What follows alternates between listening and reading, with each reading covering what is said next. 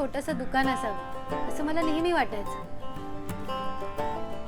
पण सुरुवात करण्यासाठी पैसे कुठून आणायचे हाच मोठा प्रश्न होता. आपल्या आदिवासी बहिणींचं जीवन मेहनतीचं आहे, पण प्रत्येक मेहनतीला जर थोडा आधार मिळाला तर ती स्वतःचं जग घडवू शकते. म्हणूनच महाराष्ट्र शासनाने सुरू केली आहे राणी दुर्गावती आदिवासी महिला सक्षमीकरण योजना. या योजनेअंतर्गत आदिवासी महिलांना स्वतःचा व्यवसाय सुरू करण्यासाठी 100% अनुदान दिलं जातं. वैयक्तिक प्रकल्पासाठी ₹50,000 पर्यंत आणि गट प्रकल्पासाठी तब्बल ₹7,50,000 पर्यंतची आर्थिक मदत मिळते. या योजनेत महिलांना बचत गटात सामील होण्याचं आणि इतर शासकीय योजनांचा लाभ घेण्याचं प्रोत्साहन दिलं जातं. आदिवासी विकास विभाग, महाराष्ट्र शासन.